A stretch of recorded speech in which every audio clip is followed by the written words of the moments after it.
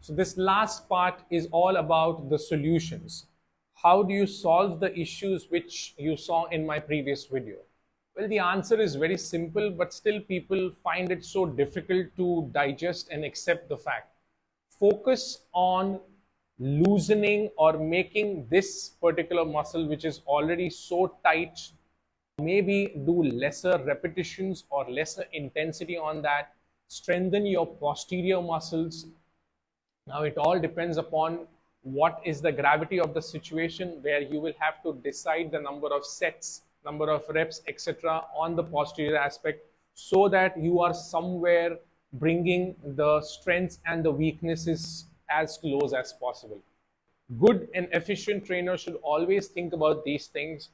Right now, when I am sitting and talking to you, I am actually contracting one of my quadricep muscle, which is my rectus femoris.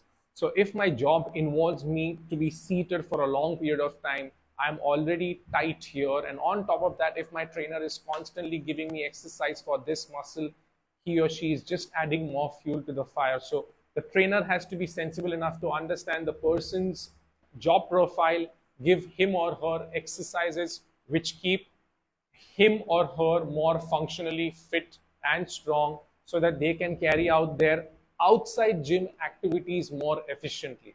Let's come to a situation where your client is a marathon runner. I did explain in the previous video that you need to focus a lot on this particular muscle, which is most of the time ignored by the trainers. This muscle is called as the tibialis anterior. This takes a majority of your body weight when you land, when you're running.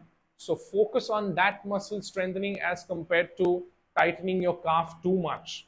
These are the things which you need to focus. Also focus on the lateral muscles and the medial muscles, because these muscles being strong stabilize you in the frontal plane, so that your sagittal plane movements are more efficient.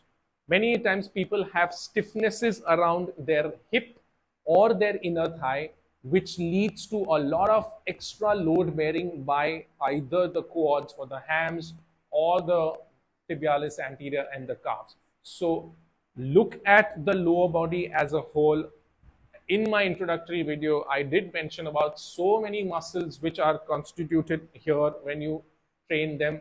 So plan your workout in such a way that you are doing justice to all these muscles, rather than just focusing too much on this particular muscle, which just gives you hypertrophy but doesn't make you functionally strong. I hope this particular attempt of mine to make you realize and understand to train your lower body and not legs more efficiently, so that you don't end up having any issues on your lower body, be it at the hip, be it at the knee or at the ankle. I shall see you soon. Until next time, bye-bye.